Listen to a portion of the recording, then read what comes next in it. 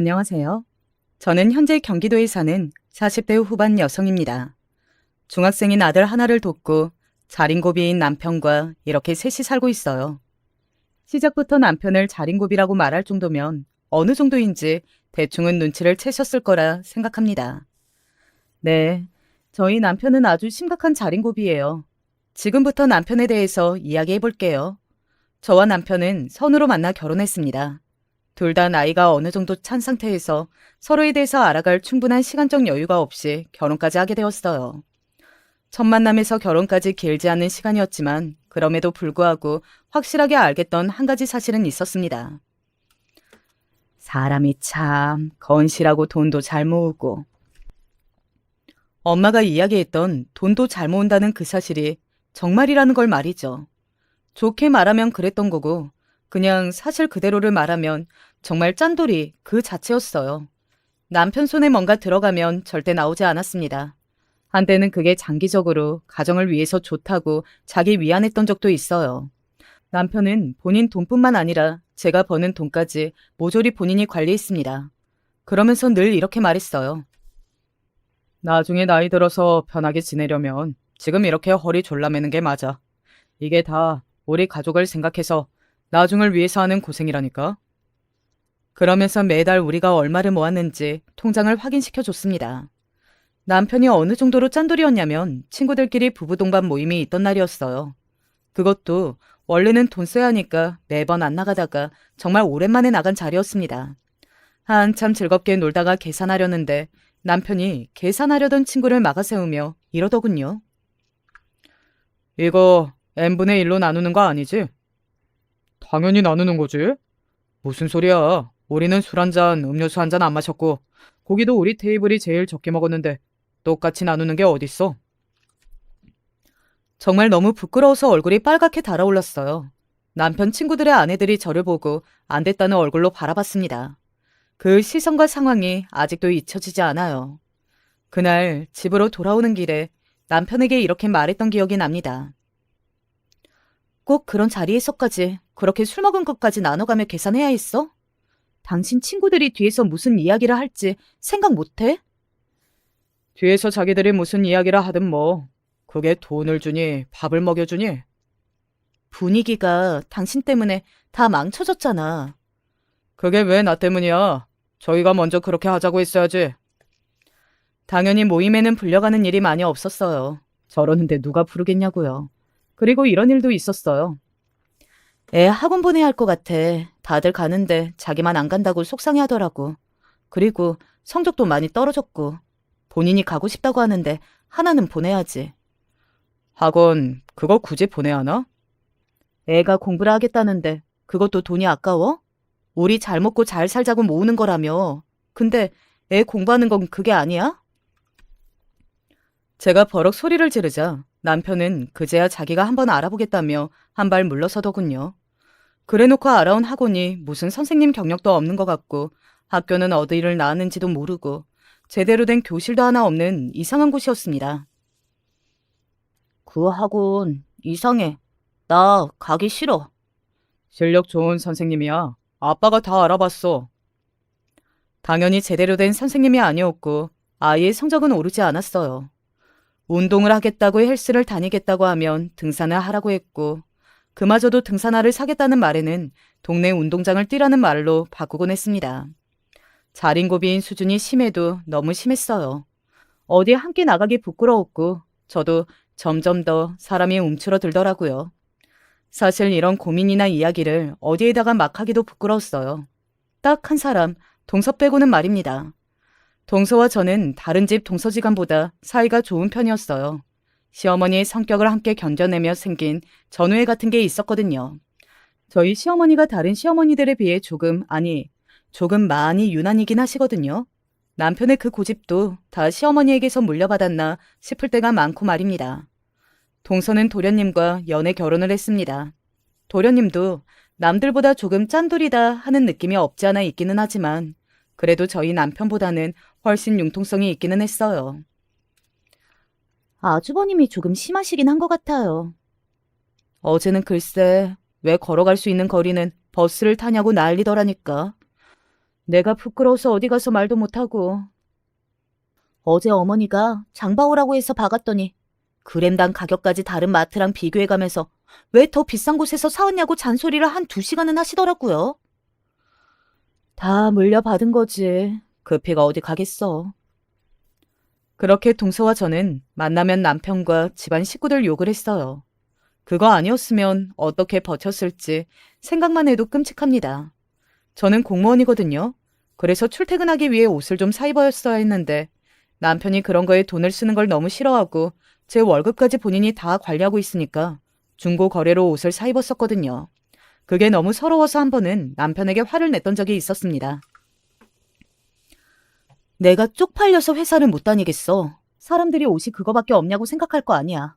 이 겨울에 내가 코트 하나 패딩 하나 2개로 계속 돌려 입는 거 보고 속으로 뭐라고들 하겠냐고. 2개로 돌려 입는 게 뭐가 어때서? 작년에도 재작년에도 같았으니까 하는 말이지. 코트에 구멍 나서 기워 입어야 하게 생겼다고.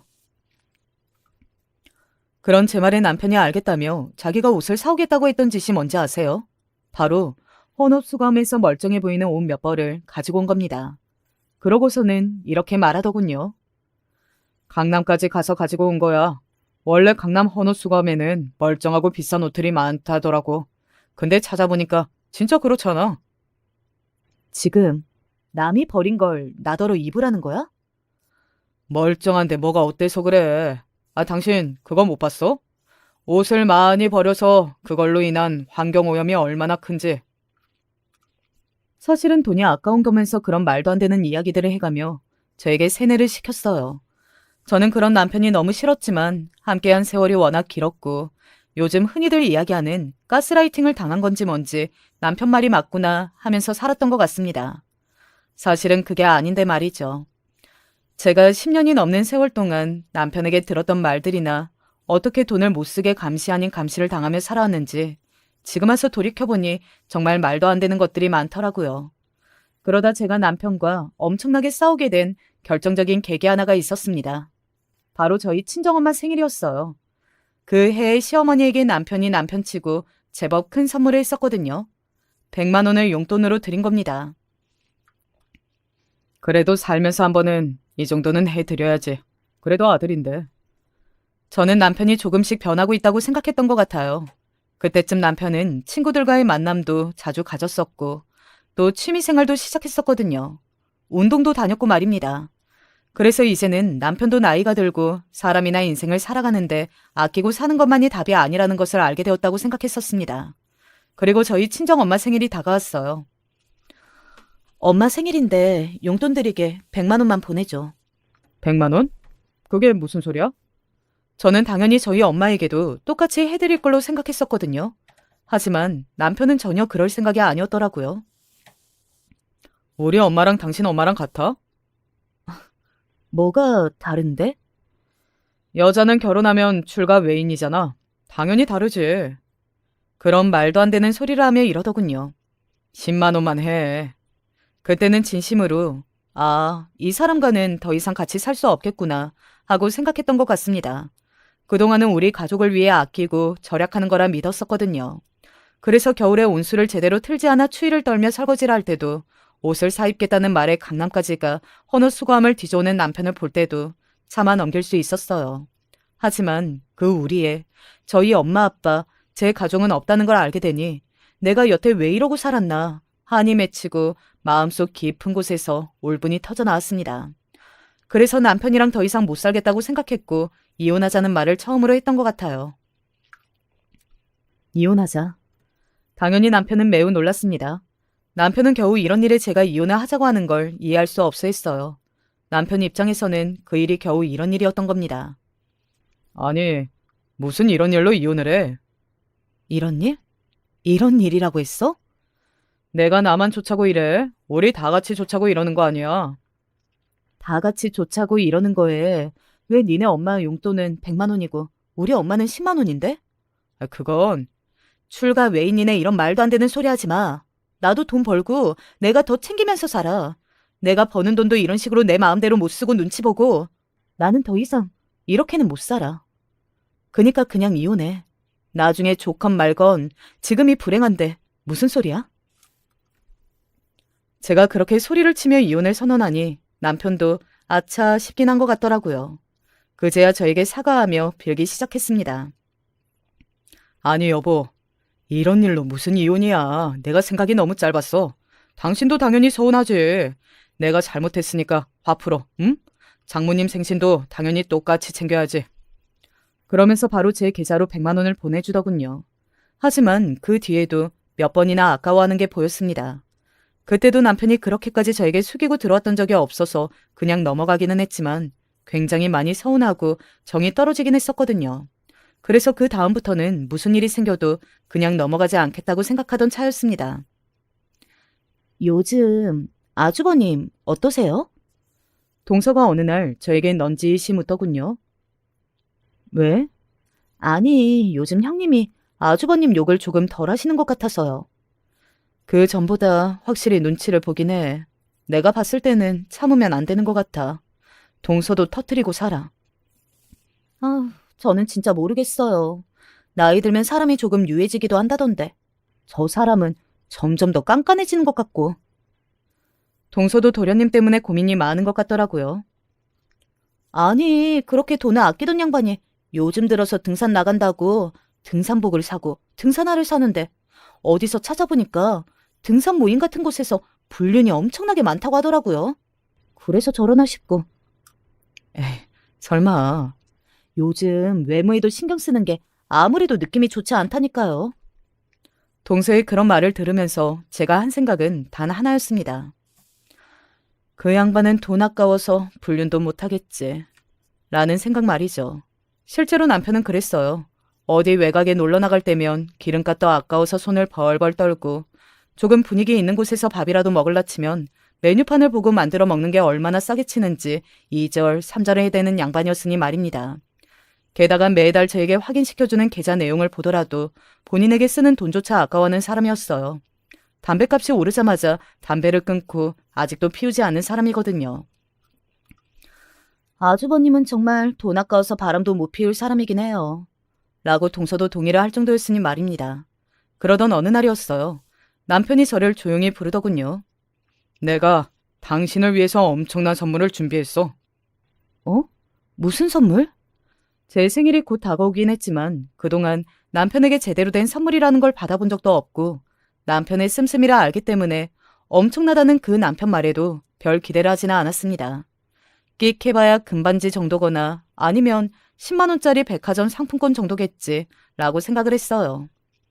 자, 열어봐. 그렇게 말하면 남편이 봉투를 건넸을 때에는 상품권인가 보다 생각했습니다. 한 30만 원 썼으면 많이 쓴 거겠지 라고 이야기를 하며 봉투를 열었어요. 하지만 정말 예상 밖의 선물이었습니다. 많이 놀랐어요. 어? 발리 여행 상품권? 바로 발리 여행 상품권이었어요. 처음에는 어디에서 당첨이라도 된 건가 했습니다. 그런데 남편은 그런 게 당첨돼도 누구에게 주거나 다녀오자고 할 사람이 아니었어요. 그걸 팔 사람이었지. 이번 당신 생일에 해외여행 한번 다녀오라고. 이걸 당신이 당신 돈으로 준비를 한 거라고? 이건 내가 다 알아보고 제일 좋다는 숙소랑 여행 코스로 다 예약한 거야. 당신은 진짜 몸만 가면 돼. 정말이지 놀라서 입만 뻥끗거렸던 것 같습니다. 이런 생각을 할 수 있는 사람인지도 몰랐지만 이런 돈을 쓸 수 있는 사람이라고는 단 한 번도 생각하지 못했거든요. 생일 선물로 해외여행 상품권이라니 남편 몰래 이게 꿈인가 싶어서 살짝 허벅지를 꼬집어 볼 정도였으니 말입니다. 이거 정말이야? 당신이 정말로 이걸 다 준비한 거라고? 내 생일이라는 이유로? 그렇다니까 왜 이렇게 못 믿어? 당신도 그동안 고생 많았는데 이런 일도 있고 그래야지. 정말이지 믿기지 않아서 몇 번이나 되물었던 것 같아요. 제가 아는 남편은 그런 걸 해줄 리 없는 사람이었거든요. 하지만 이건 꿈이 아니라 실제였습니다.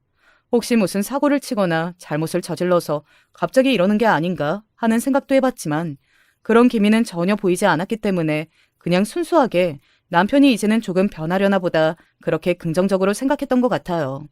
지금 와서 돌이켜보면 그게 얼마나 멍청한 생각이었나 싶습니다. 사람은 절대 이유 없이 그렇게 쉽게 변할 리가 없었는데 말이죠. 여행을 준비하는 내내 얼마나 설레고 기뻤는지 몰라요. 사실 저희는 신혼여행도 국내로 갔었거든요. 결혼을 준비하고 하는 모든 과정에서 돈을 최대한 아낄 수 있을 만큼 아껴 집을 고하는데 총력을 다했으니까 말입니다. 아주버님은 그래도 조금 변하시나 봐요. 해외여행이라니. 그러게나 말이야. 내 평생 이런 날이 올 줄은 상상도 해본 적이 없는데. 아주버님 보고 저희 남편도 좀 변해야 할 텐데. 사람이 나이가 드니까 철이 드나 보더라고. 도련님도 철 드실 거니까 너무 걱정하지 마. 그렇게 이야기하며 동서의 어깨를 두드려줬었습니다. 지금 생각하면 정말 웃음만 나네요. 여행 용품도 사고 어딜 갈지 조사도 하고 정말 설레는 나날을 보내던 와중에 남편이 봉투를 하나 더 건넸어요. 이게 뭐야? 여행 경비. 그러면서 저에게 300만 원을 건넨 겁니다. 자그마치 300이었어요. 남들은 그게 뭐라고 하겠지만 저희 남편에게 300은 다른 사람에게 3천 혹은 그 이상이 되는 금액이었거든요. 그때쯤 되니까 이건 이상한 게 맞다 싶기는 했어요. 그래서 조심스레 물었던 것 같아요. 당신 어디 아파? 내가 어디가 아파? 아니, 안 아파. 그럼 혹시 나한테 엄청나게 큰 잘못을 저질렀어? 그 말에 남편이 웃더군요. 왜? 죽을 때가 돼서 이런 짓을 하나 싶어? 왜 갑자기 이렇게 안 하던 짓을 해? 나도 이제 조금 다르게 살아보려고. 어디서 봤는데 젊고 할 수 있을 때 해야 하는 것 중에 여행도 있더라. 다 늙어서 제대로 걸을 수도 없을 때 여행 가면 뭐 하냐고. 근데 나는 아직 간이 그 정도는 안 돼서 일단 당신 먼저 보내주게. 언젠가 우리 가족 다 같이 가자. 멀지 않는 날에. 그렇게 말하면서 제 손을 꼭 잡는 남편을 보고 아, 이제는 우리 남편이 정말로 변했구나. 달라졌구나. 하는 생각이 들었던 것 같아요. 그렇게 더는 의심하지 않고 마음을 놓았던 것 같습니다. 여행날이 하루아침에 다가오고 짐을 다 싸놓은 걸 보면서 남편에게 여행 선물로 뭘 사다 줘야 할지 한참 고민하고 있던 와중이었어요. 내가 내일 공항까지 데려다 주려고 했는데 회사에 급한 일이 생겨서 아무래도 안 될 것 같네. 당신 혼자 가야겠어. 나는 괜찮아. 짐이 많은데 미안하다. 남편은 몇 번이고 미안하다고 하더군요. 그러고는 제 비행 시간을 다시 한번 확인했습니다. 그냥 의뢰하는 확인 절차라고 생각했어요. 원래 워낙 꼼꼼한 사람이었으니 말이죠. 그렇게 그날도 지나가고 설레는 여행 당일이자 제가 이 사연을 쓰게 된 사건이 일어난 그날이 밝았습니다. 저는 그날 오후에 무슨 일이 일어나게 될지는 꿈에도 정말 하나도 상상하지 못한 채 설레는 마음만을 가득 안고 집을 나섰어요. 아들에게 엄마가 얼마간 오지 못하니 이모 집에 가 있으라고도 했거든요. 그래서 아들에게 용돈을 쥐어주고 여동생에게 전화해 며칠간 아들을 잘 부탁한다고 다시 한번 인사를 하고 또 얼마간 못 볼 사람들에게도 문자를 남겼습니다. 그렇게 집을 나서서 공항을 갔을 때였어요. 수속을 다 마치고 곧 비행기를 타려는데 전화가 왔습니다. 동서라고 뜨더군요. 아무래도 여행 전에 마지막으로 목소리 듣고 인사하려나 보다 싶은 마음에 전화를 바로 받았습니다. 그런데 동서의 목소리가 그게 아니더군요. 형님, 비행기 타셨어요? 아니, 이제 타려고 줄 서 있어. 왜? 무슨 일 있어? 동서의 그 다급한 목소리에 어딘가 심장이 철렁하고 내려앉아 물었습니다. 그랬더니 동서가 심상치 않은 목소리로 이야기를 쏟아내더군요.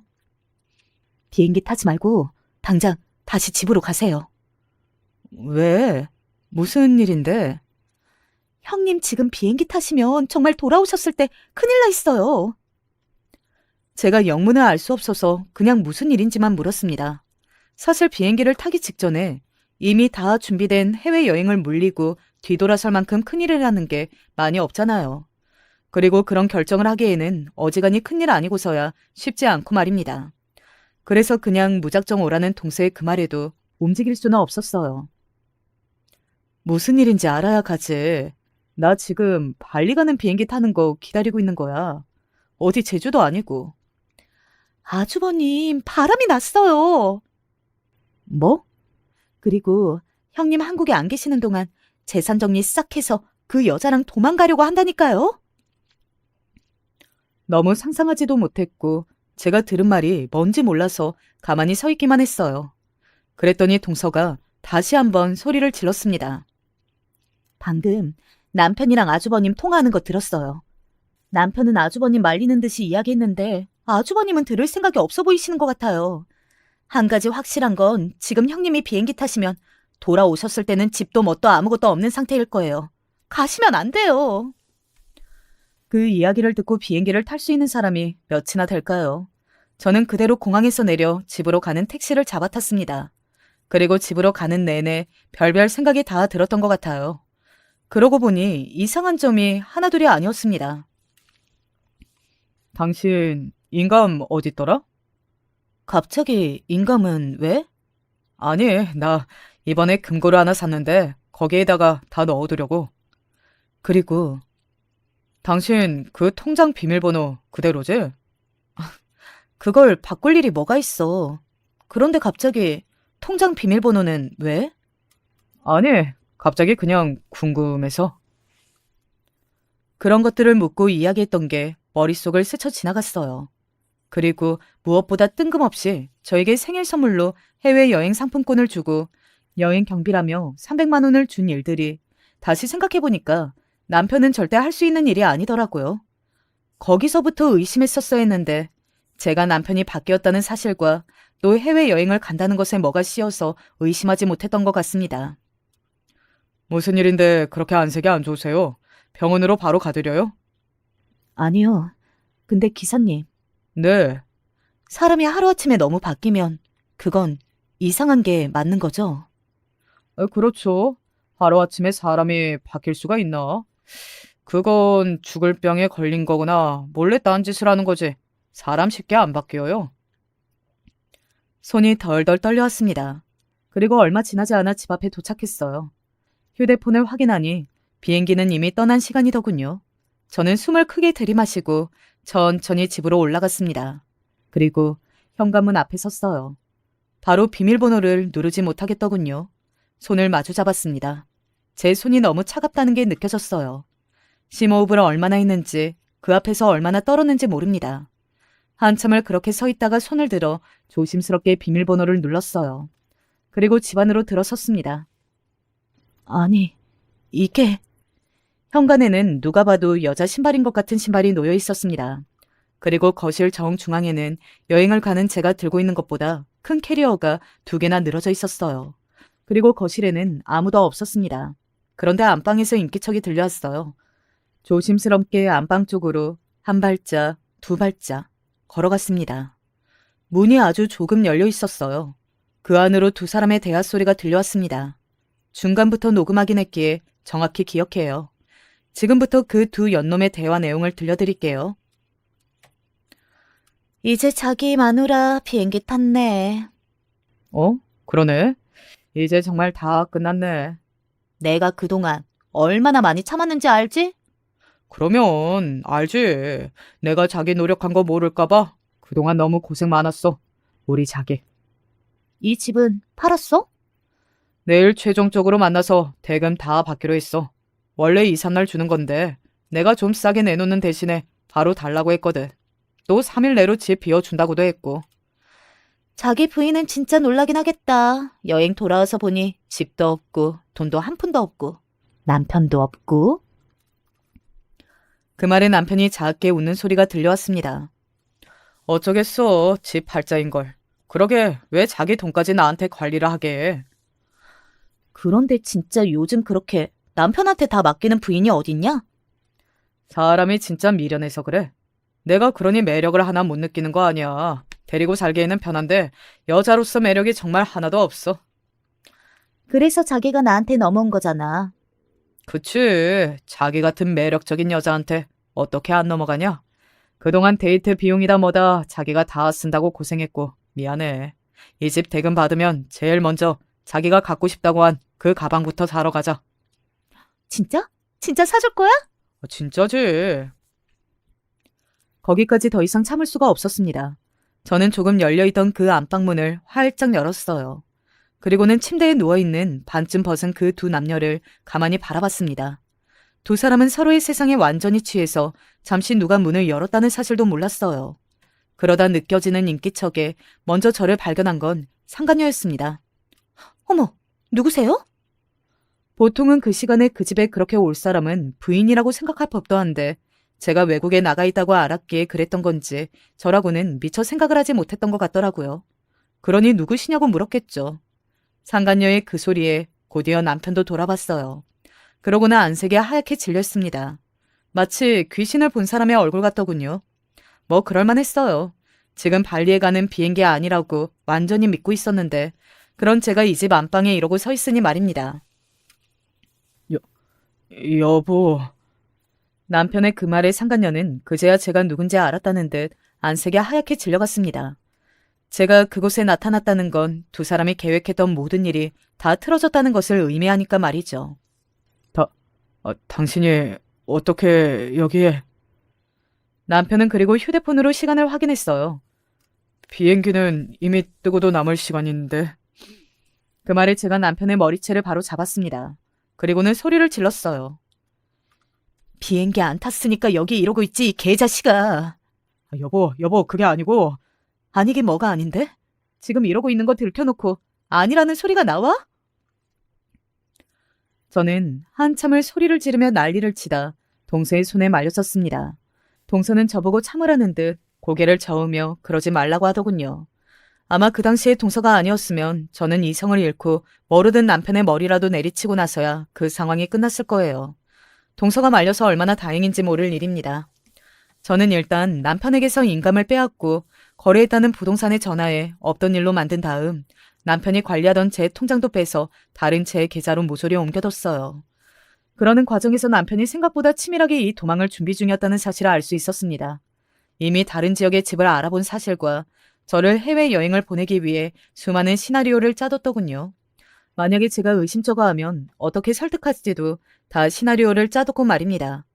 마지막으로 자기 동생에게 안부 전화 겸 연락을 하는 걸 동서가 듣게 되었고 그래서 모든 게 밝혀지지 않았으면 저는 아무것도 모른 채로 비행기를 탔을 거고 그렇게 한국으로 돌아왔을 때는 다른 사람이 살고 있는 저희 집에 영문도 모른 채 서 있었겠죠. 그 상상을 하니 정말 온몸에 소름이 쫙 돋는 것만 같았습니다. 그리고 사람이 어떻게 그런 생각을 하고 실행할 수 있었는지 정말이지 믿기지도 않았고 말입니다. 심지어 상대쪽 여자도 유부녀였더군요. 자기도 이미 남편의 재산을 몰래 빼돌려 자기 앞으로 해두고 짐을 챙겨 우리 집으로 도망해온 상태였습니다. 그래서 어디로 갈 생각이었니? 그게 말 똑바로 안 해? 외국에 잠시 나가 있다가 좀 조용해질 때쯤 한국 들어와서 지방에서 조용히 살 생각이었어. 이야기를 듣자 하니 이랬습니다. 남편과 그 상간녀는 동네의 한 모임에서 만나게 되었다고 합니다. 중고 거래를 하다가 만났는데 몇 번 만나다 보니 대화를 나누게 되었고 공통점을 많이 찾게 되었다고 말이죠. 빠르게 서로에게 빠졌다고 했습니다. 만난 지 6개월밖에 안 됐어. 만난 지 6개월 만에 이 모든 일을 계획하고 실행에 이르기까지 할 정도면 얼마나 눈이 돌았는지 뭐 한 방에 설명할 수 있긴 하겠죠. 게다가 아들까지 있는 놈이 말입니다. 상대방 여자도 아이가 있다고 하더군요. 저는 아직도 그 사실이 잘 이해가 되지 않고 이해하고 싶지도 않습니다. 어떻게 아이까지 있는 남자와 여자가 상대 배우자의 재산까지 탈탈 털어서 아이도 버리고 둘이 함께 도망갈 생각을 했단 말입니까? 정말이지 도저히 이해되지 않았어요. 그러니 더더욱 용서도 할 수 없었습니다. 너무 화가 나서 그 당시에는 어떻게 할 생각을 하지 못했어요. 당장이라도 그 두 남녀를 그냥 죽이고 싶은 마음뿐이었습니다. 만약에 동서가 아니었다면 정말로 그렇게 했을지도 모르겠네요. 아무튼 일단 저는 그 집에서 남편과 상간녀를 내보냈습니다. 나가. 이 집에서 당장 나가. 경찰에 신고하기 전에 나가. 나중에 알고 봤더니 부부간의 사기죄는 아예 죄가 성립되지 않아 고소하거나 형사죄로 깜빵에 넣을 수가 없다고 하더군요. 뭐 그런 법이 있는지 싶지만 법이 그렇답니다. 참 어이가 없죠. 남편과 그 여자를 내보내고 동서의 앞에서 정말이지 세상에서 그보다 더 많이 울 수 있을까 싶을 정도로 펑펑 울었던 것 같아요. 남편이 밉고 남편에게 정이 없고 그런 걸 떠나 그냥 그 배신감에 치가 떨었습니다. 어떻게 10년이 넘는 세월 동안 함께 자신의 아이를 낳고 살아온 여자를 이런 식으로도 자식도 버려가며 모든 것을 다 가지고 도망갈 생각을 했는지 지금 생각해도 분노가 차오르네요. 왜 다들 시간이 약이다, 시간이 지나면 괜찮아진다 그런 말들을 하잖아요. 그런데 이 일은 시간이 지나면 지날수록 더 화가 나는 것 같아요. 그날 동서에게 안겨서 정말 사람이 이 정도로 많이 울 수도 있구나 싶을 만큼 운 다음 언제 잠들었는지도 모르게 잠이 들었습니다. 여행을 간다고 설레서 잠을 제대로 자지도 못했던 데다가 또 그런 일마저 겪었으니 당연히 피곤할 만도 했죠 뭐. 그리고 다음날 그 여자의 남편을 알아내 연락했어요. 안 그래도 부인의 행방을 찾고 있는 중이었다고 하더라고요. 가출인 줄 알았는데 남자가 있었던 거네요. 그 상간녀의 남편도 아주 착잡한 얼굴로 그렇게 말했습니다. 그때는 그 남자의 마음을 세상 그 누구보다 제가 가장 잘 이해할 수 있었어요. 저도 그랬으니 말입니다. 그리고 저는 곧장 남편에게 이혼 소송을 걸었습니다. 그들은 바로 도망을 갈 줄 알았는데 아무래도 생각했던 돈을 다 마련하지 못해서였는지 그러지 않았더라고요. 그리고 남편도 회사를 그만두지 않았고 말입니다. 모든 계획이 어그러졌으니 그 자린고비가 회사까지 그만둘 수는 없었겠죠. 사기죄로 남편을 고소할 수는 없었지만 그 모든 정황이 이혼하기에 그리고 재산 분할과 위자료를 받기에 저에게 상당히 유리한 일은 맞았습니다.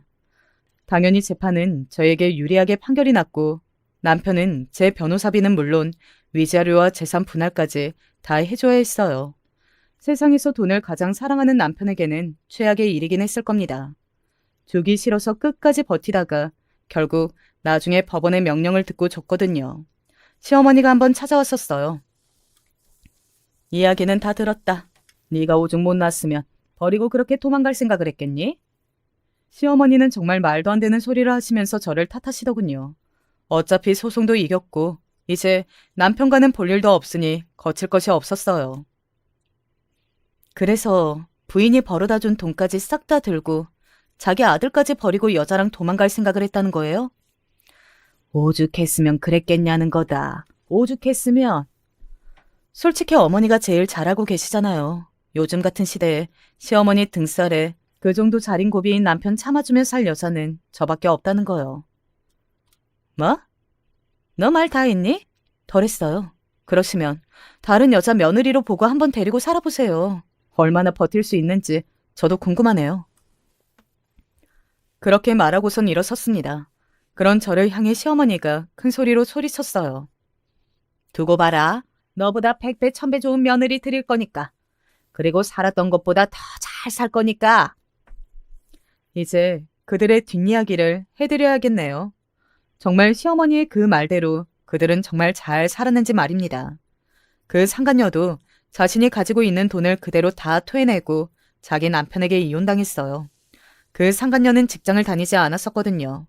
그래서 거의 맨몸으로 그 집에서 쫓겨나다시피 해나왔습니다. 남편은 저와 이혼 소송이 마무리되자마자 그 상간녀와 바로 재혼했어요. 그렇게 동네방네 소문이라는 소문은 다 내고 모르는 사람이 없을 일을 만들어 놓고도 그 두 사람은 결혼식을 올리더군요. 저한테는 아까워서 금반지 하나 해줬던 결혼반지도 명품샵에 가서 맞춰 나눠 끼고 말입니다. 세상에 결혼식을 하는데 울더라니까요. 지들이 뭘 잘했다고 울어? 가만 보면 세상의 역경과 고난을 다 이겨내고 사랑을 쟁취한 줄 알겠어.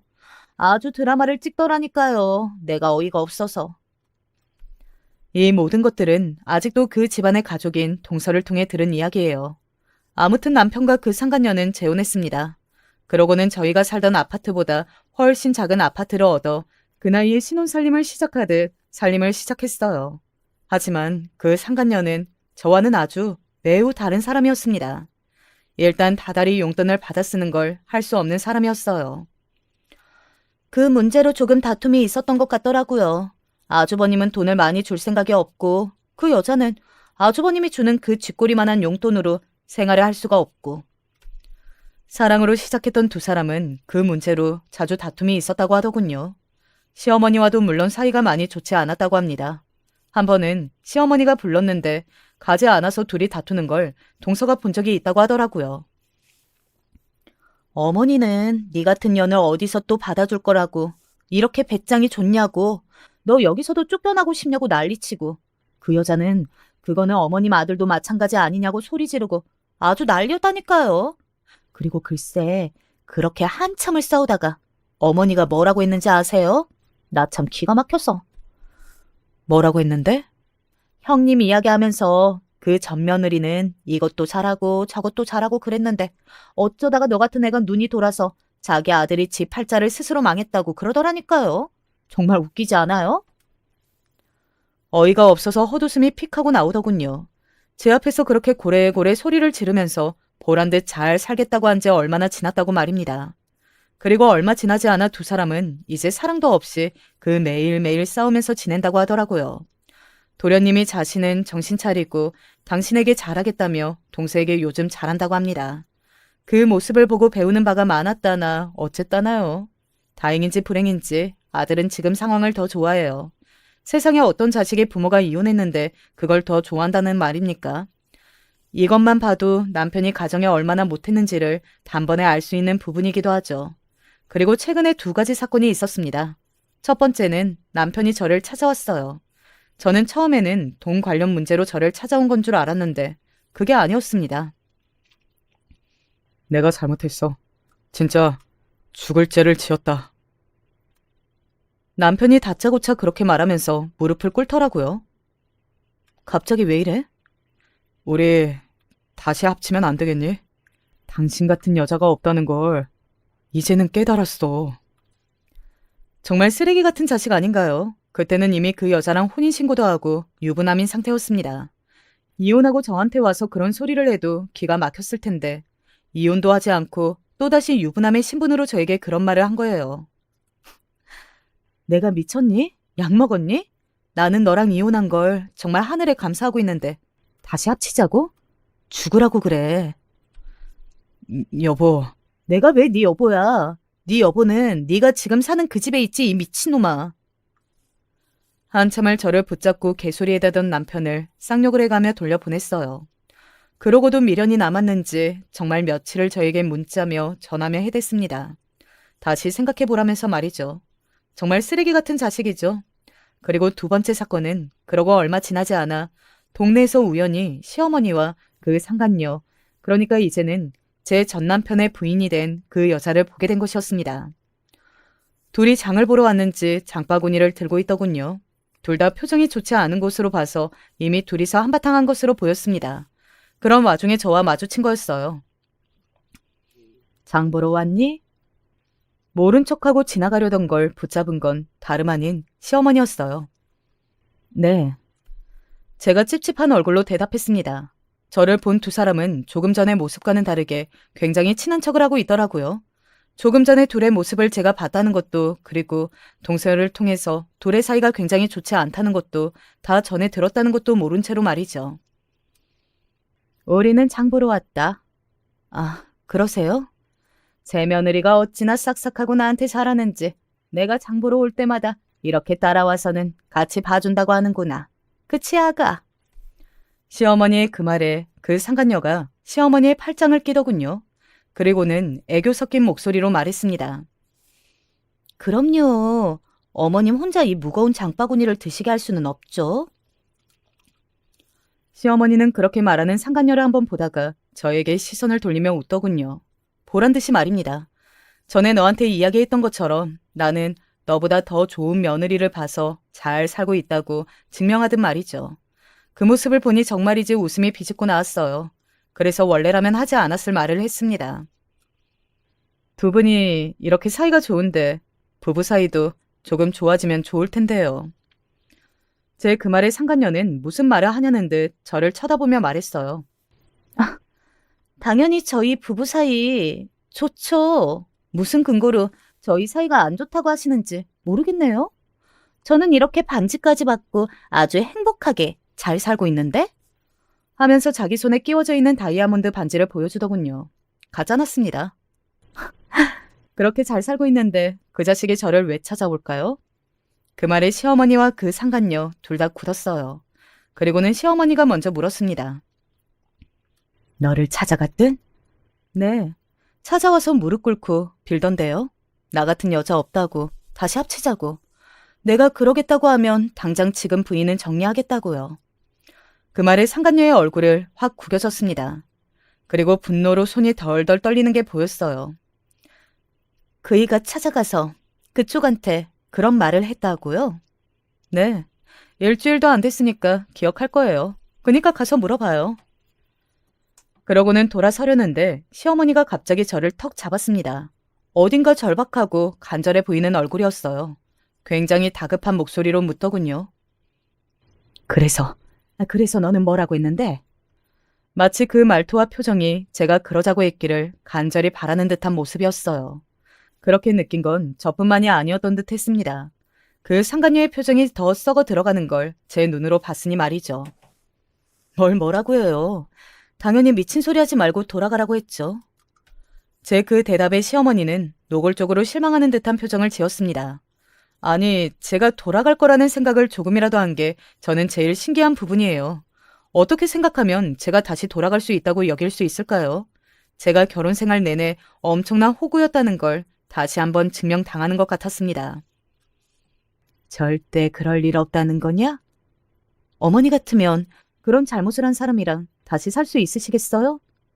그래도 니들은 애들도 있잖니. 혹시나 애 때문에 나중에라도 그러지 않을까 하실 수도 있는 것 같아서 미리 말씀드리는 건데 재우는 지금이 더 좋대요. 시어머니의 인상이 눈에 띄게 찌푸려졌습니다. 제가 이어 말했어요. 행복하시다면서요. 저보다 잘하는 며느리 봐서. 그런데 뭘 미련을 가지세요? 계속 지금처럼 행복해하며 사세요. 라고 말이죠. 누가 안 행복하다니? 시어머니는 누구보다 안 행복해 보이는 표정으로 그렇게 말했고 말입니다. 그리고 얼마 지나지 않아 남편의 통장을 들고 그 상간녀가 도망을 갔다는 소식을 들을 수 있었어요. 사랑도 다 식고 이제는 매일 잔소리만 하는 남편에 시집살이 시키는 시어머니. 아마 그 상간녀 성격으로는 버티기 힘들었을 겁니다. 집안이 완전히 뒤집어졌어요. 아주버님은 거의 전 재산을 도둑 맞은 거라 울고불고 난리고. 아시잖아요. 그 자린고비. 그런 자린고비가 자기 돈을 다 날렸으니. 남편에게는 아마 최고의 벌이 아니었나 싶어요. 평생을 되돌아보고 되짚어보며 그 돈을 아까워할 겁니다. 그리고 그때마다 자신이 그렇게 살지 않았으면 지금 누리고 있을 것들을 생각하며 후회하겠죠. 돈에 관련해서는 평생 그렇게 괴로워하고도 남을 사람이니까 말입니다. 그 당시에는 그 두 연놈들이 죽이고 싶을 정도로 미웠는데 지금 생각해보면 얼마나 다행인지 몰라요. 그곳에서 벗어날 수 있었던 거니까 말이죠. 물론 제 전 재산을 잃을 뻔한 걸 생각하면 아찔하지만 말입니다. 그래서 얼마 전에 동생의 생일날 동생의 생일 선물로 예쁜 명품 가방을 하나 선물해줬어요. 감사의 의미로 말입니다. 동서는 자기 평생에 이런 가방 들 일은 없을 줄 알았다며 정말 고마워하더라고요. 그리고 요즘 아주 살만하다고 말입니다. 자기 형을 보고 자신은 저러면 큰일 나겠다며 도련님이 정신을 조금 차리고 있다고요. 제 이야기는 여기까지입니다. 저는 이 결말이 마음에 들어요. 남편이 결국은 모든 걸 다 잃었다는 게 특히 말입니다. 저는 남편이 그동안 알뜰살뜰 모아준 돈은 그대로 두고 지금 벌고 있는 돈으로는 아들과 그동안 못해본 것들을 하나둘 해나가는 중이에요. 앞으로 당분간은 더 저축 같은 건 안 하고 이렇게 못해본 것들을 해보면서 지내보려고요. 모든 이야기를 다 하려다 보니 너무 길어진 것 같네요. 새해 복 많이 받으시고 늘 좋은 일만 있으시길 바랄게요. 들어주셔서 감사합니다. 안녕하세요. 저는 경기도 화성에 거주하고 있는 30대 중반 여성입니다. 저는 굉장히 소심하고 내성적이라 누군가에게 제 이야기를 잘 털어놓질 못하는 성격이에요. 하지만 제가 최근 몇 개월 동안 살면서 겪어보기 힘든 일들을 한 번에 겪게 되면서 정신적으로 많이 힘들기도 하고 앞으로 어떻게 살아가야 할지 갈피를 못 잡겠기에 용기를 내어 사연을 보내봅니다. 저는 남편과 2년 전쯤에 결혼을 했고 부모님께서 결혼을 반대하셨지만 남편과 도저히 헤어질 수 없었기에 부모님을 등지고 남편과의 결혼을 선택했어요.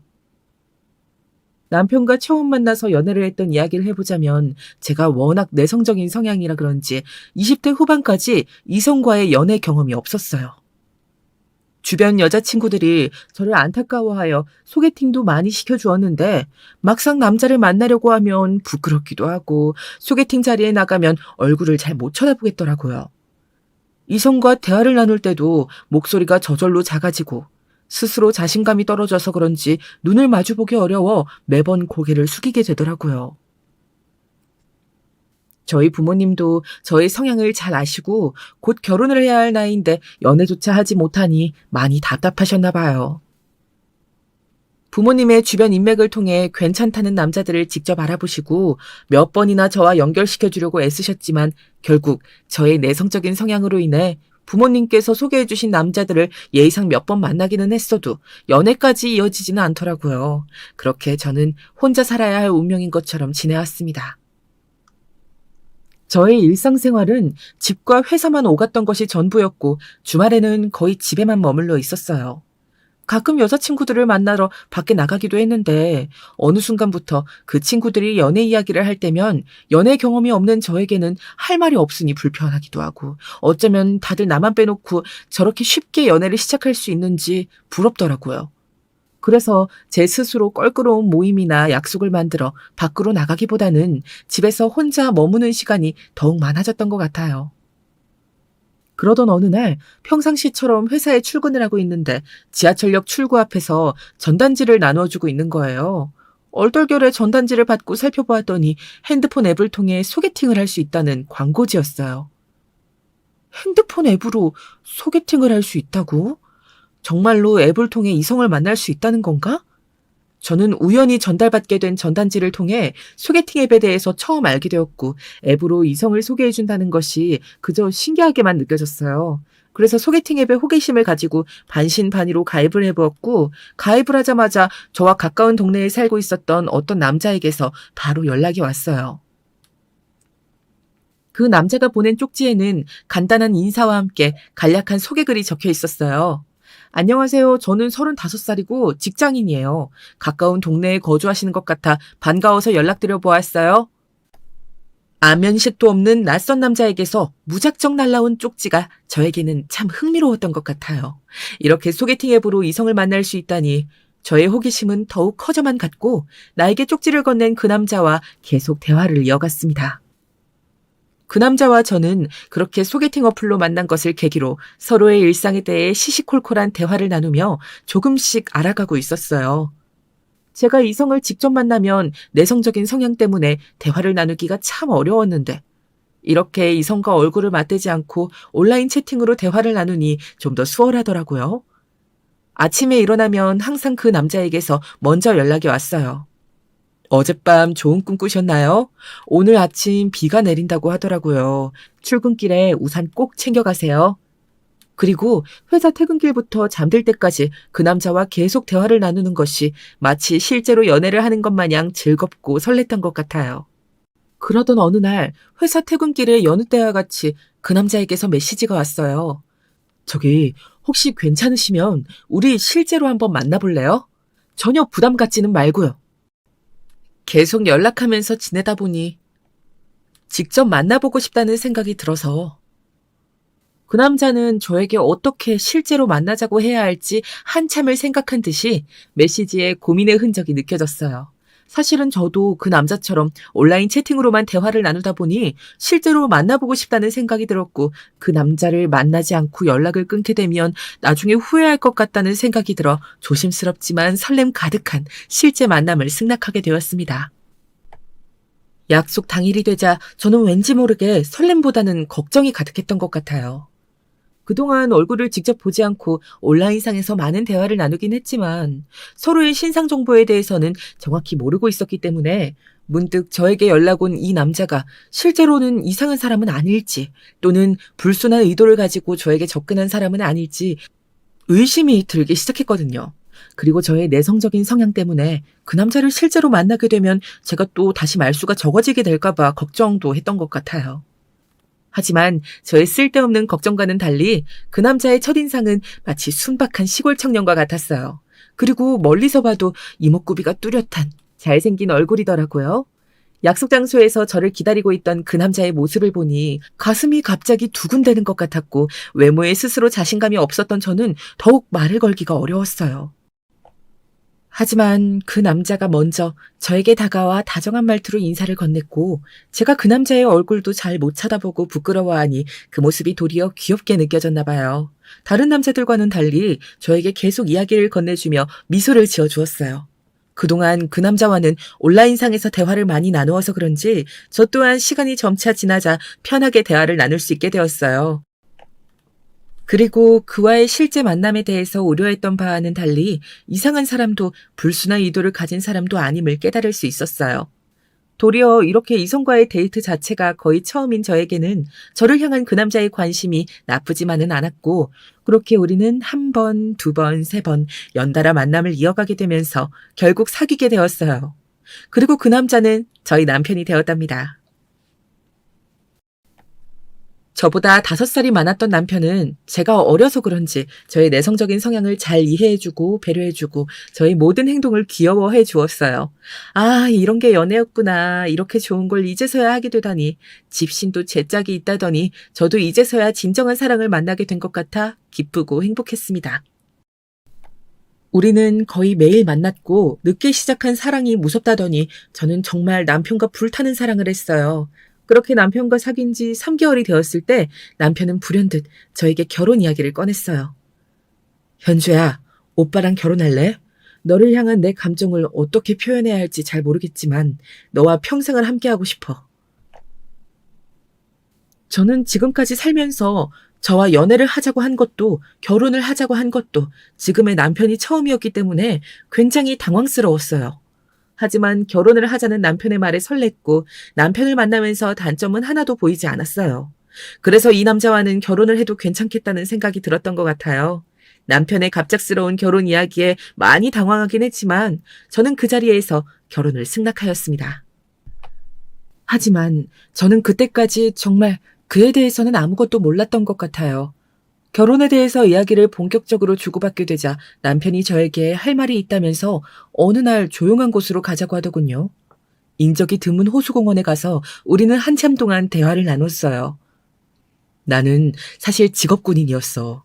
부대에서 총망받는 군인이었고 내 적성에도 군인이 잘 맞아 평생 군대에 있겠구나 생각했었지. 그러던 어느 날 아버지께서 폐암에 걸리셨다는 연락을 급하게 전달받게 되었어. 남동생이 있긴 했지만 아직 대학생이고 내가 장남이기에 어머니 혼자서 아버지를 병간호할 수 없다는 생각에 지체하지 않고 전역을 했어.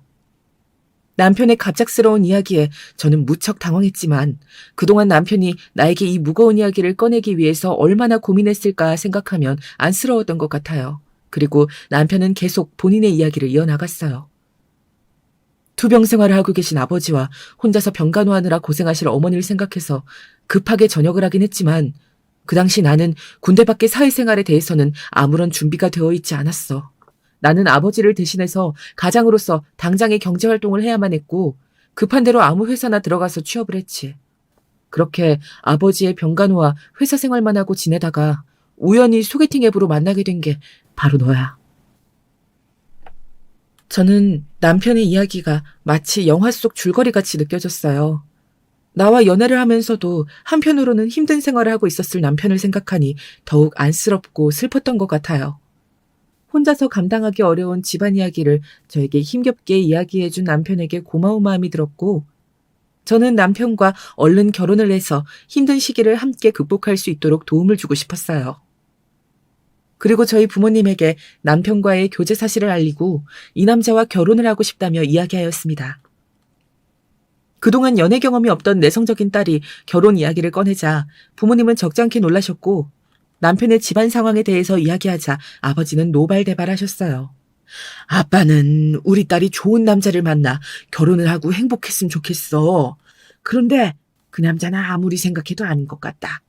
우리 딸이 어디가 못나서 별 볼 일 없는 5살이나 많은 남자에게 시집을 가겠다고 그러는 게냐. 그리고 시아버지 될 사람이 폐암 환자라니 그 남자와 결혼해서 시집살이도 모자라 시아버지 병간호까지 할 셈이냐. 제가 어렸을 때부터 아버지는 늘 저의 편이 되어주셨기 때문에 이렇게까지 결혼을 심하게 반대하실 거라고 상상도 못했던 것 같아요. 하지만 아버지와 더불어 어머니도 결혼을 반대하셨고 저 혼자 부모님을 설득하기가 어려웠기에 남편에게 이야기를 했어요. 오빠, 부모님 두 분 다 우리 결혼을 반대하셔. 아무래도 오빠가 직접 우리 집에 와서 부모님께 인사를 드리고 설득시켜야 할 것 같아. 남편은 저의 이야기를 듣고 그날 바로 비싼 한우 소고기를 사들고 부모님 집에 찾아왔어요. 하지만 남편을 집에 들이고 싶지 않았던 부모님은 문을 열어주시지 않았고 한참 동안 남편은 무릎을 꿇고 밖에서 기다렸던 것 같아요. 조금만 더 버티면 부모님이 남편을 집에 들여보내주시겠지 하고 기다려보았는데 몇 시간이 지났는데도 추운 날씨에 밖에서 버티고 있었던 남편을 부모님은 거들떠보지도 않으셨던 것 같아요.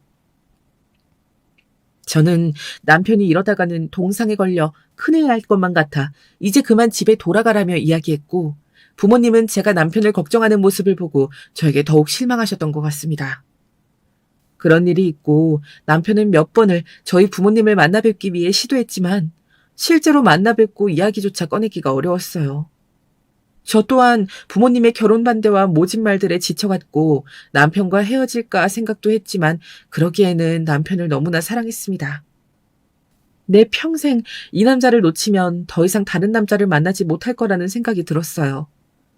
반면에 남편의 집에서는 저와의 결혼을 반기는 눈치였습니다. 시아버지께서 아무래도 암투병 중이시기 때문에 아들의 결혼식을 얼른 보고 싶으셨나 봐요. 남편의 나이가 이미 혼기가 꽉 차기도 했고 남편에 비해서 더 좋은 직장을 다니는 어린 신부를 데리고 온다고 하니 결혼을 더욱 서둘렀으면 했던 것 같습니다. 남편 또한 저를 놓치고 싶지 않았는지 저희 부모님이 반대를 하셨음에도 불구하고 힘든 기색 없이 저희 부모님을 설득하기 위해 몇 번이고 집에 찾아왔던 것 같아요. 그렇게 몇 개월이 지났고 갑작스럽게 시아버님의 병세가 악화되어 돌아가시게 되었어요. 결국 시아버님은 우리의 결혼식을 보지 못하시고 돌아가셨습니다. 예상치 못하게 시아버님이 돌아가시면서 남편은 한동안 제정신이 아니었지만 다행히 시간이 지나면서 우울하거나 슬픈 기색보다는 다시 활기를 찾을 수 있었어요. 그리고 더욱 저와 결혼하기 위해서 애썼습니다. 저는 암투병 중이었던 시아버님이 돌아가시게 되어 우리 부모님께서 결혼을 허락해 주실 거라 생각했어요. 제가 결혼 후 직접 시아버님의 병간호를 할 일이 없어졌으니까요. 하지만 저희 부모님은 새로운 이유를 대시면서 저의 결혼을 반대하셨습니다. 그 남자의 아버지께서 돌아가셨다니 유감이지만 네가 홀 시어머니를 모실 자신이 있니? 사고로 돌아가신 것도 아니고 암에 걸려 돌아가셨다면서. 암도 유전이야. 네가 만나는 남자가 나중에 암에 걸릴 가능성도 있다는 말이야. 그런 집안에 우리 딸이 들어가서 고생하는 꼴을 엄마 아빠는 절대 지켜볼 수가 없구나. 저는 정말 절망적이었어요. 아, 우리 부모님은 절대 이 결혼을 허락해 주시지 않겠구나. 저는 부모님과 남편 사이에서 결단을 내려야만 했어요. 부모님과 인연을 끊고 남편과 결혼을 하든지 아니면 남편과 헤어지고 예전처럼 사람들을 만나는 게 껄끄러워 집 밖에도 나가지 않고 부모님과 함께 집에서 지내든지요. 남편은 제 내성적인 성격도 잘 이해해주고 저의 있는 그대로의 모습을 사랑해주던 유일한 남자였고 남편과 헤어지게 되면 평생 후회할 것만 같았어요. 그래서 결국 부모님의 반대를 무릅쓰고 남편과 결혼을 했고 부모님과는 인연을 끊었습니다. 시아버님의 오랜 투병 생활로 인해 남편의 집안 사정은 좋지 않았고 결혼할 때도 시댁에서 금전적인 지원을 거의 받지 못했어요. 그래서 그동안 남편과 제가 모은 돈을 모아서 신혼부부 대출을 받아 20평 남짓한 전셋집에서 신혼생활을 시작했습니다. 그래도 남편과 저는 결혼을 하고 행복했어요. 저희 부모님과 인연을 끊고 선택한 결혼이기에 남편은 저에게 더욱 잘해주었고 저 또한 힘들게 한 결혼이었기에 남편과 더욱 잘 살기 위해 노력했어요. 그렇게 알콩달콩한 신혼생활을 지내고 있을 때 결혼하고 얼마 지나지 않아 시어머니께서 아이 이야기를 꺼내셨어요. 너희가 이제 막 결혼을 해서 신혼생활을 즐기는 것도 좋지만 아이를 얼른 가져야 하지 않겠니? 나도 우리 박간 양반 그렇게 허무하게 떠나보내고 나서 혼자서 쓸쓸하게 지내다 보니 손주가 너무 보고 싶구나. 나이가 들면 자식보다는 손주 보는 맛에 산다고 얼른 손주를 보고 싶구나. 저는 사실 아이를 많이 좋아하지도 않고 우리 형편상 당장 아이를 낳는 것이 어렵다고 생각했어요. 남편도 아이를 좋아해서 결혼하자마자 아이를 낳자고 이야기를 꺼내긴 했지만 좀 더 나은 환경에서 아이를 낳자고 이야기한 제 말에 동의해 주었고 시어머니께서는 아이를 갖기 위해 열심히 노력하겠다며 겉으로만 이야기한 상태였습니다. 그리고 우리는 열심히 돈을 모으기 위해 애썼던 것 같아요. 결혼 전에는 부모님과 함께 살면서 제가 누렸던 것이 너무나 많았는데 결혼을 하고 나니 하나부터 열까지 돈 드는 일밖에 없었어요. 그래서 먹고 싶은 거 덜 먹고 사고 싶은 거 덜 사면서 조금이라도 돈을 더 모으기 위해 노력했던 것 같습니다. 그렇게 결혼한 지 6개월 차가 되었을까요? 저는 결혼 전부터 이런저런 사건 사고로 인해 스트레스를 많이 받다 보니 생리불순이 생겼고 결혼하고 나서도 생리가 일정치 않았던 것 같아요. 그러다 보니 남편과 열심히 피임을 하긴 했지만 실수를 했는지 임신을 하고 말았습니다. 저는 엄마가 될 준비도 아이를 혼자서 돌볼 자신도 없었어요. 지금까지 남편과 더 나은 생활을 위해 악착같이 돈을 모으고 있었는데 아이가 태어나고 나면 지금처럼 돈을 모으지 못할 게 뻔히 보였어요. 그리고 남편보다 연봉이 높은 제가 임신, 출산으로 인해 일을 쉰다고 생각하니 우리의 미래가 막막하기만 했습니다. 제 기준에서는 아이의 존재를 받아들이기 어려웠고 남편에게도 당분간 임신 이야기를 꺼내지 않았어요. 그런 생각을 해선 안 되겠지만 잠시나마 아이를 지우는 게 최선이라는 생각도 들었어요. 제가 엄마로서 이 아이를 제대로 책임질 수 없다면 아이의 미래를 위해서도 그게 최선의 선택이라고 생각했거든요. 한참을 혼자서 고민하다가 몇 번을 망설인 끝에 남편에게 임신 사실을 힘겹게 털어놓았습니다. 제 이야기에 남편은 처음에 굉장히 당황한 듯한 눈치였지만 금방 두 눈이 빨개졌어요. 고마워 여보. 나 정말 좋은 아빠가 될게. 별 볼 일 없는 나에게 당신도 우리 아가도 찾아와줘서 정말 고마워. 저의 임신 소식에 남편은 연거푸 고맙다는 말을 했고 남편의 감격스러운 목소리를 듣고 제 마음도 움직였어요. 그래, 한번 나아보자. 나도 좋은 엄마가 될 수 있을 거야. 임신 기간 동안 남편은 저에게 정말 최선을 다했어요. 저의 손발이 되어 보살펴 주었고 제 배가 스스로 하중을 못 견딜 정도로 부풀어 올랐을 때 남편은 심지어 제가 목욕 중에 넘어지기라도 할까봐 매일 저녁 목욕까지 시켜주었어요. 돌이켜보면 임신 기간 동안 남편의 사랑에 대해서 다시금 느끼게 된 것 같아요. 내가 생각했던 것 이상으로 이 사람은 나를 많이 아껴주고 사랑해주는구나. 임신으로 인해 제 몸은 많이 힘들었지만 그 과정에서 남편과 저는 서로를 향한 사랑이 커져갔고 이제 곧 태어날 우리 아가와의 미래도 아름답게 느껴졌습니다. 시어머님도 남편과 더불어 저에게 신경을 많이 써주셨던 것 같아요. 시어머님께서 손주를 손꼽아 기다리셨기 때문에 제가 임신했다고 하자 뛸 듯이 기뻐하셨고 입덧으로 힘들어하는 저를 배려해 늘 반찬을 직접 해다 주셨어요. 시어머니와는 그동안 고부간의 갈등이 크게 없었지만 아무래도 불편하고 거리가 있는 사이였는데 임신을 하고 나서 자주 뵙다 보니 자연스럽게 더욱 가까워졌어요. 그리고 시어머니께서도 무뚝뚝한 아들만 있다 보니 본인의 이야기를 털어놓을 곳이 마땅치 않았는데 저와 친해지고 나서는 속 깊은 이야기를 많이 해주셨던 것 같아요. 그런데 임신 40주가 되었지만 아이가 태어날 기미가 전혀 보이지 않았어요. 미신일 수도 있겠지만 제왕절개보다는 자연분만을 했을 때 아이의 뇌가 더 좋다는 이야기를 듣고 나서 저는 유도분만을 시도했습니다.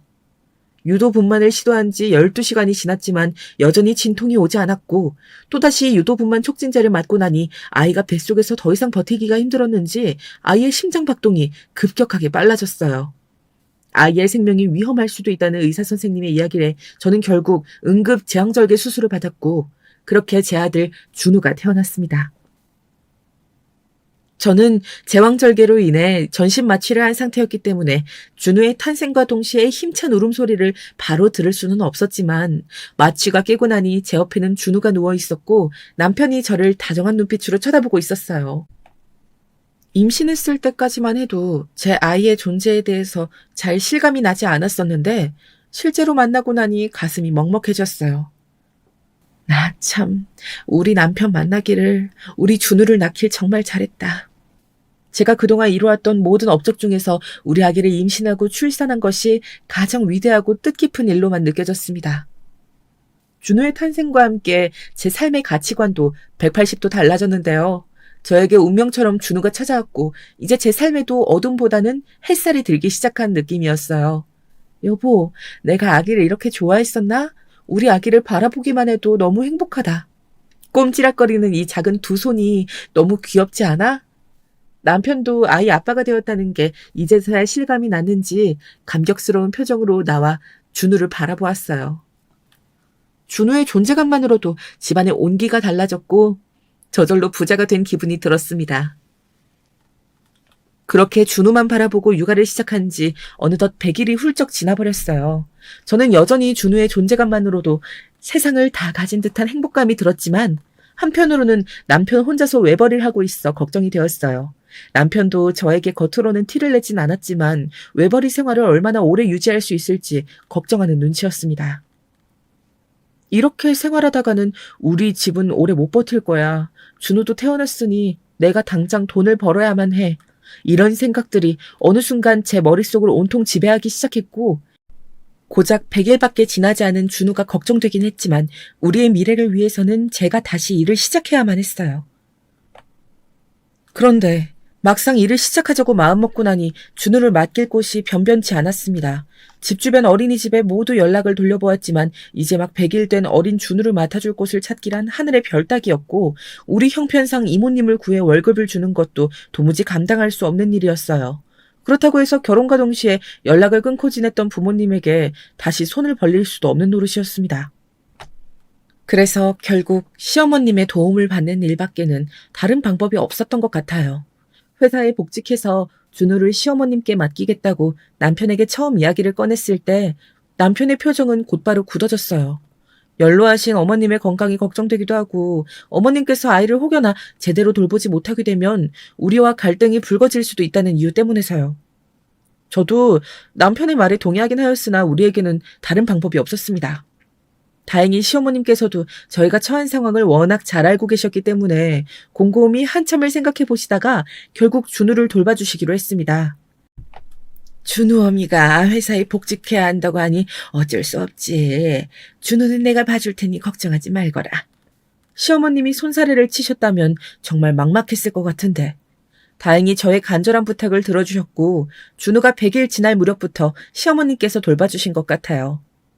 저는 다시 직장으로 돌아가 바쁜 나날들을 보냈고 일과 육아를 병행하는 워킹맘이 되었어요. 출산 후 얼마 지나지 않아 회사를 복귀해서 그런지 업무 처리를 하는 데 있어서 큰 어려움은 없었습니다. 다만 낮 동안 어린 아들을 온전히 보살펴주지 못한다는 것에 대해 엄마로서 미안한 마음이 들었고 동시에 시어머님께 육아에 대한 부담감을 떠안겨드린 것 같아 죄송한 마음이 들어서 바쁘게 일을 하면서도 늘 마음 한켠이 불편했던 것 같아요. 저는 회사 업무 특성상 야근이 많았어요. 임신 전에는 사무실에서 동료들과 밥 먹듯이 함께 야근을 했지만 저는 이제 하나의 엄마가 되었기 때문에 눈칫밥을 먹으며 정시에 퇴근을 했습니다. 그래도 제 할 일은 책임을 져야 했기 때문에 늘 노트북을 들고 퇴근길에 올랐던 것 같아요.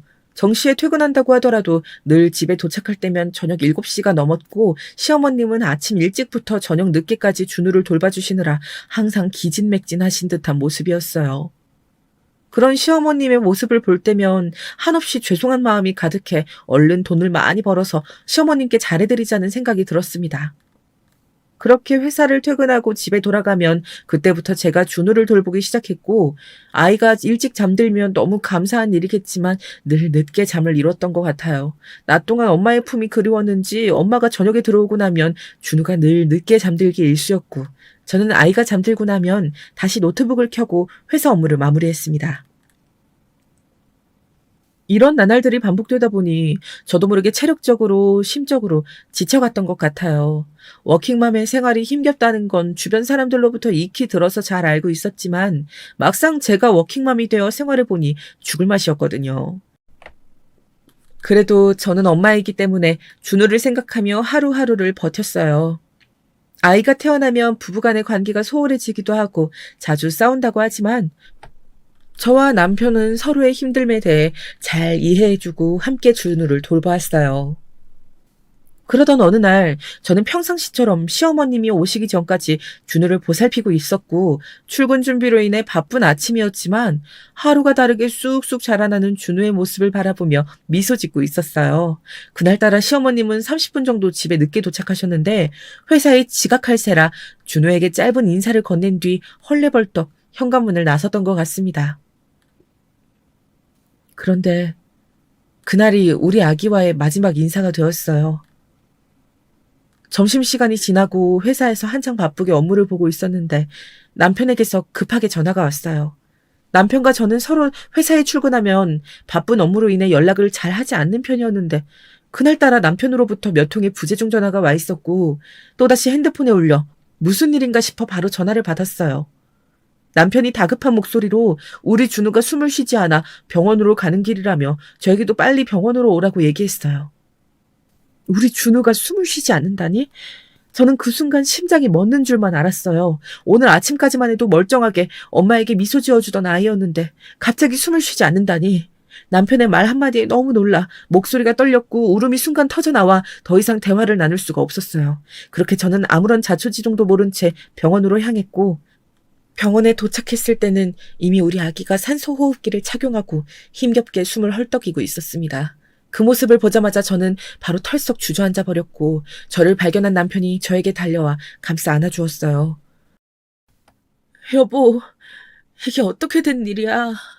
우리 준우가 왜 여기에 이러고 있어? 반쯤 정신을 놓고 새어나온 저의 물음에 남편 대신 시어머님이 미안하다는 말을 하셨어요. 미안하다, 준우 어미야. 내가 아침에 실은 몸이 너무 안 좋아서 병원에 갔다가 약을 처방받았는데 그걸 먹고 잠깐 잠에 들어버려서 준우가 이불 위에 뒤집혀 있는 걸 바로 발견하지 못했어.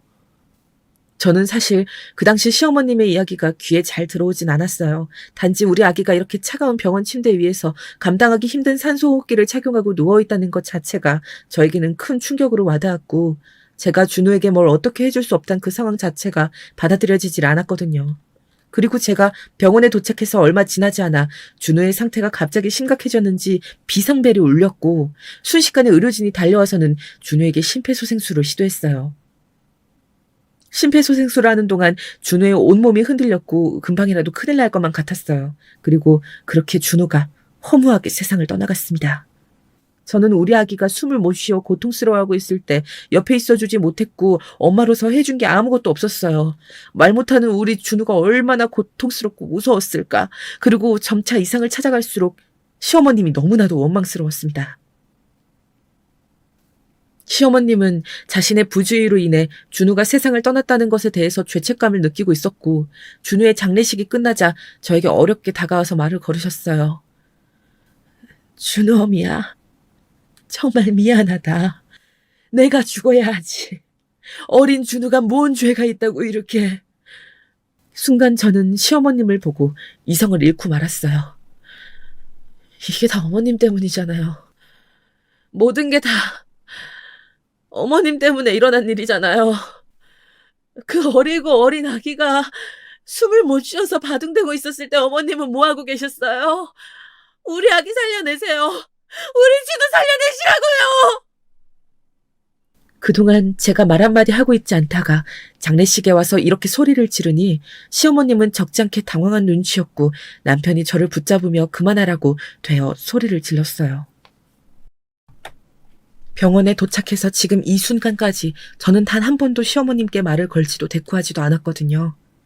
시어머님이 우리 준우를 죽게 만들었다는 생각에 몹시 분하고 치가 떨렸지만 아무 말도 하지 않고 입을 꼭 다물고 있었어요. 처음에는 준우가 죽었다는 사실을 받아들일 수 없어 모든 상황에 대해서 회피했던 것 같고 그 다음엔 엄마로서 준우를 보살펴주지를 못하고 죽음으로 내몰았던 죄책감에 정신을 차릴 수 없었어요. 그러던 중 시어머님이 저에게 다가와 미안하다며 말을 걸었을 때 이성을 잃었던 거죠. 맞아. 시어머님이 그날 잠들지 않았더라면 우리 준호를 그렇게 허무하게 보내지 않았을 텐데. 이게 다 어머님 때문이야.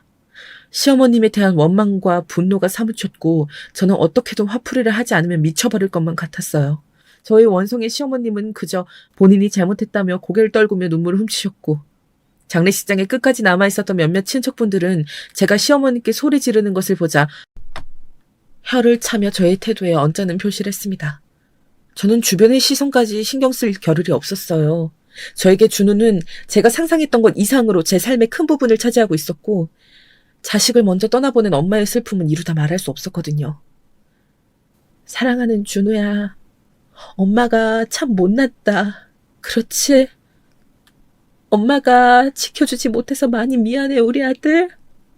엄마가 많이 많이 사랑해. 그렇게 저는 남편과 함께 준우의 마지막을 힘겹게 보내주고 집에 다시 돌아왔어요. 하지만 저는 집에 들어오자마자 다시 할 말을 잃을 수밖에 없었어요. 집에는 준우가 사용하던 침대, 옷가지, 장난감, 인형 등이 집안 곳곳에 널브러져 있었고 준우가 마치 어디에선가 울면서 엄마를 찾을 것만 같았거든요. 저는 준우의 마지막 채취라도 다시 느껴보기 위해서 준우가 사용하던 물품들을 한참을 껴안고 있었고 또다시 눈물이 나기 시작했어요. 그런 제 모습을 옆에서 지켜보던 남편도 목 놓아 울기 시작했는데 그동안 남편은 시어머님이 옆에 있어서 그랬는지 혹시나 시어머님이 준우의 죽음에 대해서 자책을 할까봐 울음을 꾹 참았던 것 같아요. 우리는 그렇게 여전히 준우의 채취를 느끼며 서로를 얼싸안고 한참을 울었습니다. 그렇게 한 달이 지나갔고 저와 남편은 차츰 준우의 물품을 하나씩 정리하기 시작했어요. 여전히 준우가 너무나 보고 싶었지만 우리 아기의 흔적을 계속 남겨두자니 슬픔의 골이 너무 깊어 이대로 두다간 제정신이 온전치 않을 것만 같았거든요. 남편도 이제는 더 이상 저의 우는 모습을 지켜보기 힘들었는지 제 눈치를 보며 조심스럽게 준우의 물품을 하나씩 정리하고 있었어요. 준우가 그렇게 세상을 떠나가고 저는 삶의 의욕을 완전히 잃어버렸어요. 남편은 가족을 떠나보낸 경험이 있어서 그런지 저보다는 담담하게 일상생활을 시작했던 것 같은데 저는 여전히 삶의 의욕을 잃은 채 살아갔습니다. 준우가 우리 곁을 떠난 지 3개월이 되었을 때 저는 다시 회사 생활을 시작했고 이제는 더 이상 워킹맘이 아니기에 일부러 늦게까지 야근을 도맡아 해왔어요. 바쁘게 일을 하면 잠시나마 준우에 대한 생각을 덜 수 있었고 야근으로 인해 몸은 힘들었지만 도리어 심적으로는 마음이 편해지더라고요. 저는 준우가 떠나가고 남편과의 대화가 확연히 줄어들었어요. 남편과 대화를 나누다 보면 대화의 끝에는 항상 준우가 있었고 더불어 시어머님이 떠올랐거든요. 남편은 어느 순간부터 제 앞에서 시어머님 이야기를 꺼내는 것에 눈치를 보았고 저 또한 남편과 시어머님에 대해서 굳이 이야기를 나누고 싶지 않았어요. 하지만 남편은 제가 부모님과 인연을 끊었을 때처럼 시어머님과 인연을 끊을 수가 없었나 봐요. 여보, 이제 그만 엄마를 만나보는 게 어때? 우리 준우 그렇게 보내고 나서 엄마도 마음 편치 않으셨을 것 같아. 평생 안 볼 사이도 아니고. 저는 준우를 그렇게 제 품에서 호련히 떠나보내고 나서 시어머님을 앞으로는 만나뵙고 싶질 않았습니다. 나 아직 어머님을 만나뵐 마음의 준비가 되지 않았어. 오빠는 엄마라서 모든 게 용서가 되고 만날 수 있을지 모르겠지만 난 아니야. 난 어머님 얼굴 뵙고 이야기 나눌 자신이 없어. 나는 한사코 시어머님과의 만남을 거부했고 제가 마지막으로 장례식장에서 시어머님께 쏟아부었던 말들을 시어머님을 다시 뵙게 된다면 똑같이 이야기를 하고 이성을 잃을 것만 같았어요. 남편도 아직 제 마음이 풀리지 않았다는 것을 표정과 말투에서 감지했는지 더 이상은 다른 말들을 꺼내지 않았습니다. 시간이 지나면 잊히는 일이 있고 시간이 지날수록 뚜렷해지는 일이 있나 봐요. 저에게 우리 아가의 죽음은 후자에 가까웠고 아무리 회사 일로 바쁘게 지내면서 잊어보려고 노력을 해봐도 저에게 준우의 빈자리는 너무나 컸습니다. 잠을 이루다가도 한밤중에 눈이 떠져서는 계속 멍을 때렸고 창밖을 말없이 한동안 응시하기도 했어요. 준우가 아닌 다른 생각을 이루려고 노력하다가도 억지로 생각을 하려고 해서 그런지 결국 다시 우리 아가에 대한 생각으로 되돌아왔던 것 같아요. 다람쥐 쳇바퀴 돌아가듯이 제 머릿속에는 온통 준우 생각으로 꽉 차서 머리가 터질 지경이었습니다. 제 상태가 심각해지자 남편은 더 이상 저를 내버려 두어서는 안 되겠다고 생각했는지 저를 억지로 끌고 가서 정신과 상담을 시켰어요. 생각보다 제 상태는 매우 심각했어요. 우리 아기에 대한 생각을 하지 않으면 극도로 불안한 증상이 나타났고 또다시 소중한 무언가를 잃을 것 같다는 공포감에 휩싸여 온몸이 으스스 떨리기도 했어요. 이 모든 증상들이 저는 그저 준우를 잃고 난 후유증 정도로만 생각했었는데 저도 모르는 사이에 공황장애가 와서 저 자신을 올가매고 있었나 봐요. 그리고 더욱 심각한 것은 우울증이었는데요. 원래도 내성적인 성향이었는데 극도로 말수가 더욱 줄어들고 평상시 남편과의 대화를 거부한 것도 그 이유 때문이었나 봐요. 준우가 떠나가고 제 삶에 대한 의욕을 잃다 보니 우울해지는 건 당연한 일이었을지도 모릅니다. 남편은 제가 공황장애의 우울증 진단까지 받고 나니 충격을 받았고 큰 결단이 필요하다고 생각했나 봐요. 사실 남편은 그동안 시어머님으로 인해 준우가 죽게 되었다고 생각하기보다는 불가피한 사고라고 여겼거든요. 그날은 시어머님의 몸 상태가 많이 좋지 않았고 어쩔 수 없이 약을 복용하게 되면서 벌어진 일이었기 때문에 남편은 저처럼 어머님께 화를 내거나 모든 것을 어머님 탓으로 돌리기보다는 도리어 우리 아기가 죽고 죄책감에 힘들어하는 시어머님을 걱정해 저 몰래 위로를 해드렸던 것 같아요. 평상시 시아버님이 돌아가시고 나서 시어머님에게 신경을 많이 썼던 남편은 저와 시어머님의 돌이킬 수 없는 관계에 대해서 고민을 많이 했고, 이제는 제가 준우에 이어 저까지 죽을지도 모른다고 생각했는지 저에게 어렵게 이야기를 꺼냈어요. 여보, 많이 힘들지. 나는 여보가 많이 힘들 거라고 생각은 했지만 이 정도까지일 줄은 몰랐어. 나는 준우에 이어 여보까지 더 이상 잃을 순 없어. 여보가 우리 엄마를 만나기 힘들다면 여보가 나와 결혼하면서 장인 장모님과 인연을 끊었듯이 나도 엄마와의 인연을 끊을게. 남편은 여전히 나를 사랑하고 있었고 제가 과거에 그러했듯이 남편도 시어머님이 아닌 저를 선택했어요. 저는 사실 남편의 말을 듣고 나서 이제는 더 이상 시어머님과 엮이지 않아도 된다는 안도감과 동시에 준우에 대한 죄책감으로부터 한꺼풀 벗어난 듯한 기분이 들어 눈물을 흘렸습니다. 그 다음날 남편은 혼자서 시어머님을 찾아갔고 제가 공황장애, 우울증 등 정신장애에 시달리고 있다는 사실을 전달한 것 같아요. 그리고 남아있는 저를 살리기 위해서는 앞으로 어머님과의 인연을 끊을 수밖에 없는 상황에 대해서 이야기를 했고요. 그렇게 어머님과 한참 동안 대화를 나누고 온 남편은 집에 와서 저를 안아주었고 남편의 두 눈은 빨갛게 충혈되어 있었어요.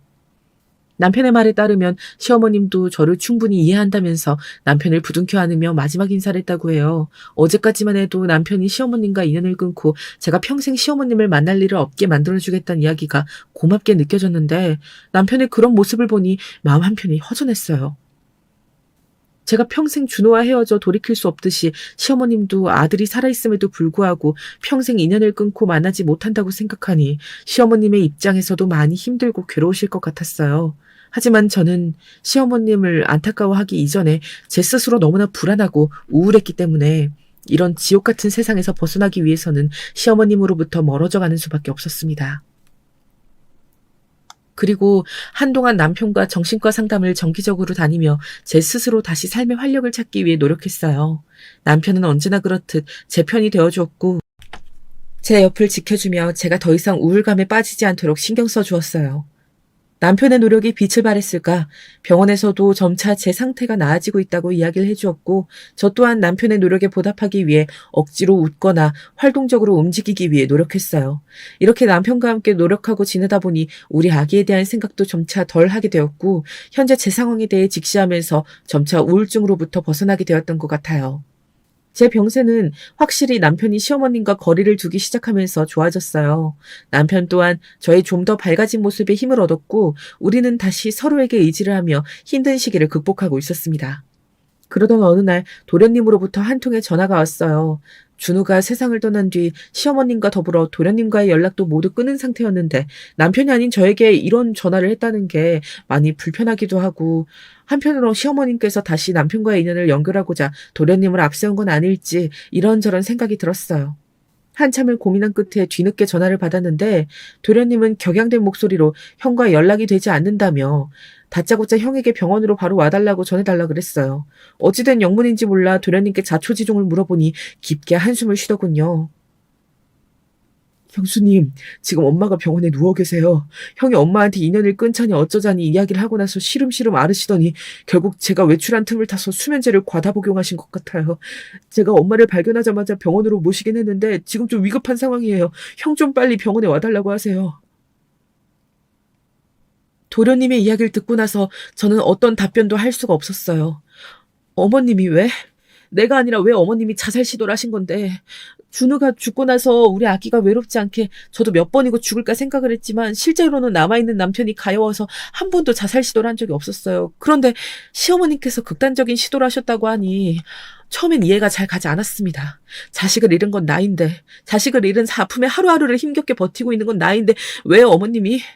도련님의 연락 후 저는 너무 당황스러웠고 그 자리에서 숨을 쉴 수 없을 정도로 큰 공포감에 휩싸였어요. 그 순간 남편이 일을 마치고 집에 들어왔는데 제가 이상 증세를 보이자 바로 저에게 달려왔고 저는 정신을 차리고 도련님께 연락 온 이야기를 남편에게 곧바로 이야기했어요. 저의 생각지도 못했던 이야기에 남편의 얼굴은 한순간 하얗게 질려 있었고 정신없이 밖으로 뛰쳐나갔어요. 저는 집에 혼자 남아 남편에게서 연락이 오기를 손꼽아 기다렸습니다. 시어머님의 상황이 우려되어 병원에 잠시 가볼까 생각했지만 시어머님을 보는 순간 다시 그날의 기억이 떠오를까봐 두려운 마음에 다리를 감싸안고 소파에 앉아 덜덜 떨면서 남편의 연락만을 기다렸던 것 같아요. 그리고 몇 시간이 지났을까 남편에게서 전화가 왔고 전화 너머 울고 있는 남편의 목소리가 들려왔어요. 여보, 엄마가 돌아가셨어. 수면제를 드시고 결국 못 깨어나신 것 같아. 나 이제 어떻게 살아가야 하지? 남편의 말에 저는 핸드폰을 손에서 놓치고 말았고 시어머님은 결국 극단적인 선택을 하시고 돌아가셨습니다. 저로 인해 남편이 시어머님과 인연을 끊었고 저로 인해 시어머님께서 상처를 받아 극단적인 선택을 하셨어요. 준우가 세상을 떠나고 얼마 지나지 않아 그렇게 시어머님이 세상을 등지고 말았습니다. 시어머님이 그렇게 돌아가시자 저는 그동안 준우가 그렇게 허무하게 떠나간 것에 대해 시어머님께 책임을 물으며 모질게 했던 말들이 떠올랐어요.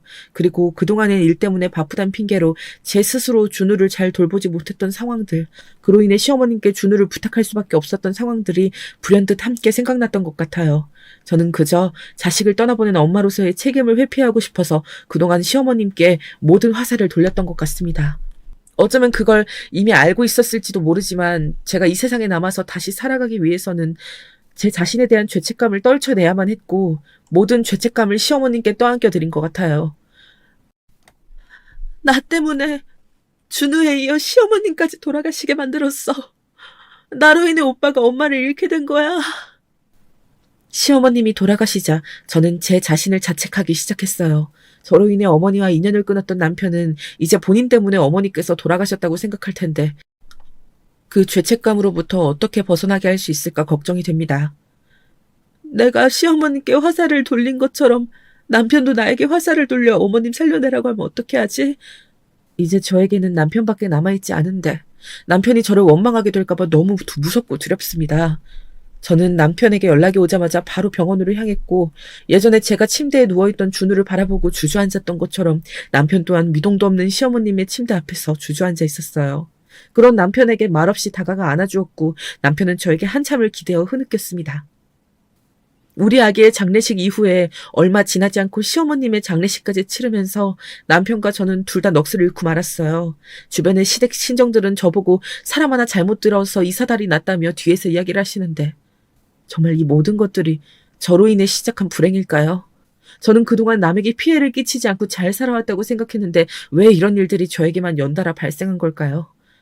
이제는 사랑하는 남편을 위해 남편과 인연을 끊고 저 혼자 살아가야 할지 고민이 됩니다. 저로 인해 불행이 발생하는 것만 같고 모든 것들이 두렵고 무섭기만 해요. 저보다 인생 경험이 많으신 분들의 조언을 듣고 싶어 어렵지만 저의 힘든 이야기를 꺼내보았어요. 저는 남편을 사랑해서 결혼한 것뿐인데 남편과의 결혼을 통해 주변 사람들에게 상처를 주고 죽음으로 내몰게 된 것 같아 너무 괴롭고 힘이 듭니다. 전 앞으로 어떻게 살아가야 할까요? 제 긴 이야기를 들어주셔서 감사합니다.